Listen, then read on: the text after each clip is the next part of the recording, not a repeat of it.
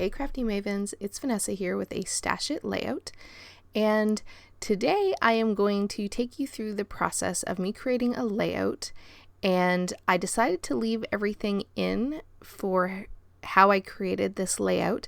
However, you are going to see that I go through and I create this layout, and this layout then sat on my desk for a few days, and when I went to go take some photos of it to upload to start editing this video, I really decided that I did not like how it turned out.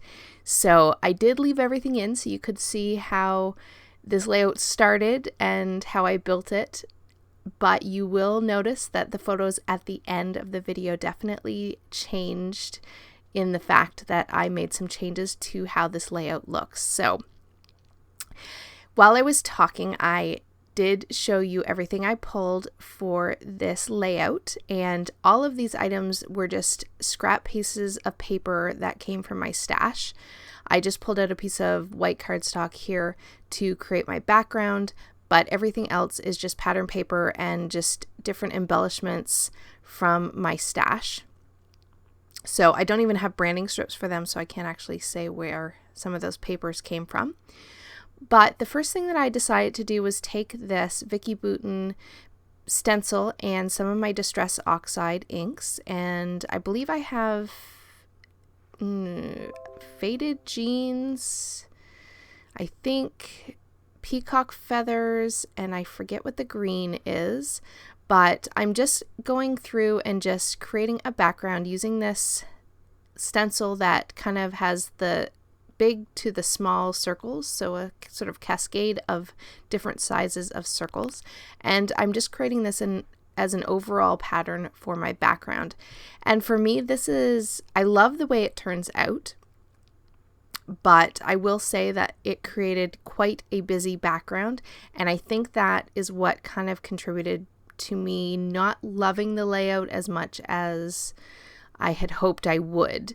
And so that's why, yeah, you'll see as we go at the end where I have changed things up. But I do love the background. Once I get it all sort of put down with the color, I do go ahead and take some water and go ahead and spray it over that Distress Oxide ink so I can get that reaction that comes with Distress Oxide.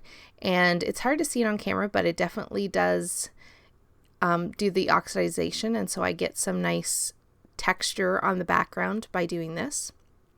So I really do like how this looks. So I'm just going to dry up my paper here and kind of give you a look at it. You can't tell, it doesn't show up super well on camera, but it definitely in person you can see it quite a bit. Now here I have taken another piece of just white cardstock. It was in my scrap bin just from past projects, and so it's maybe about 4 inches probably. And so I am just taking, and this is a great way to use up your numbers, is to create an element for your page where you're just layering up all the numbers. And that is what I'm doing here. So I'm taking several different both stickers and thicker sets that match the colors that I used in the Distress Oxide. So I'm going for sort of a navy, a green, a turquoise, and I've added in some gold as well. So I'm just pulling numbers from all of those sticker sheets and thicker packages, and I have a piece of vellum as well that I cut out some of the numbers from. And I'm just going to randomly place them on this piece of white cardstock for my background. So this is going to be part of the background of my layout. And so again, you saw me create that really busy background with the ink. Well, now I'm adding all of these numbers to this, and this will also become part of my background. So again, you kind of get a picture of why I'm kind of saying I ended up changing things up, because yeah, for me this alone is busy. So, but I do love how this turned out, and I never ever use or rarely use the numbers on my thickers or my sticker sheets. And if I do, I only use a few.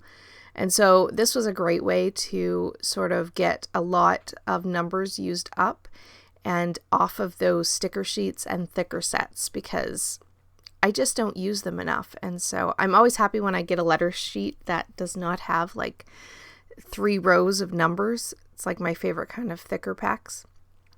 So this was how I decided to use up some of these numbers, and I will explain why my layout has so many numbers here in just a few minutes as you see me sort of finish up the background. And all I'm trying to do with this background is basically all the numbers are in sort of just a random pattern. What I'm just trying to do is just make sure that I don't have 2 of the exact same thicker or sticker beside each other. I'm trying to sort of spread them out so that there's not 2 of the exact same beside each other, and I'm kind of trying to get a good balance of the green and the turquoise and the navy throughout the sort of piece of cardstock that I'm trying to cover.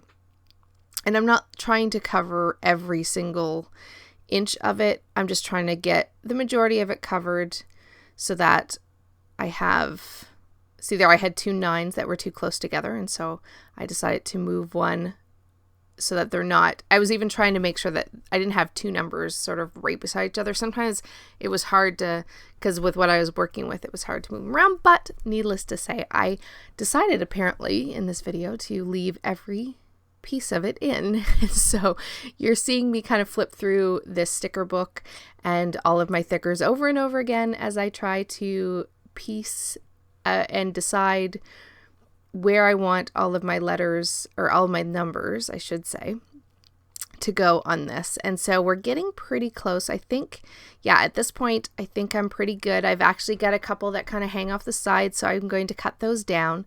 And here you see I have now taken my wood grain cardstock background, my distressed piece of stenciled background paper, and my numbers, and I have glued them all now to the background of my layout. So that is sort of the base for this layout. Now, for me personally, I was building this and I really wanted to like it. I really wanted to love it. And I am not typically someone who will go and redo layouts once I've finished them. I kind of just, I don't have to love every layout, and so I sort of just leave things alone. But this one, yeah, I just couldn't. This is really busy for me. So yeah, just a heads up that, yep, this is definitely going to change. Not that I don't love it, but you will see at the end that it does change. But in the meantime, you saw how I'm kind of laying out my clusters and how the general layout is going to go. But first, now that I know where I'm going to place everything, I'm going to take and mat my 2 photos with some of these scrap pieces of pattern paper that I had pulled out for this layout. And I am using 2 black and white photos that I put together. They're about like 3x4 on the same, like side by side on the same printout. I just printed them on my Canon selfie. And these pictures are actually of my husband. He sent me pictures to my phone on his last day as he was closing up his classroom on the last day of school. And so this is his very happy face and him closing the door for another year to his classroom. And so I wanted to document this picture because it was really funny. He was excited that it was summer vacation, as he should be. As a teacher, he works very hard. So anyone who is a teacher, big props to you and thank you for what you do, because I know it's not easy. I actually work for the school board, and so my husband is a teacher and he is a math teacher. So hence there's the tie-in for the numbers. Usually anytime I do a page for him with school, I always try to include numbers because, of course, him being an Algebra 2 math teacher in high school, he definitely deals with numbers. So there you see, I've got everything sort of matted. My journaling is going to go on the tag behind the photo. I have a tag up at the top that I've put some twine through that just says free, which of course is appropriate for the fact that he's now free for the summer to relax and rejuvenate and get geared up for another fun year this next coming year. So here I'm just going through and picking some embellishments. I keep it pretty simple because, like you see, the background is very busy. And so I kept everything else. My embellishments are all very minimal. And so here I am just putting some little symbols from the thicker packages on the layout. And those kind of are what I'm going to end up using sort of as what I would have said an enamel dot or a sequin would be placed. My title for this one is appropriately School's Out for Summer, which is absolutely true. He was leaving for the last time for the year. And so my title, I think, fits perfectly with the photo. So the last thing that I'm doing here is just going to cut this little tab sticker, figure out where I want to place it. It does go at the top there by the summer. And on there, I'm just going to put the year of 2019. I do stamp the date on the tag that's behind the photo where my journaling will go. And so that will house sort of the official date, but this will house the year. So I'm hoping I try to do one, at least one every year, not necessarily the end of years page, but I usually something of him from a school perspective every year. So here is where I am looking at the page, and I've waved, and now here are the still photos. So you definitely see that I took out the background of this paper, and so these are the still photos. So with that, guys, please make sure you come back and check out the Crafty Maven every day for more inspiration, and I will catch you on the next one. Have a great day, everybody. Bye-bye.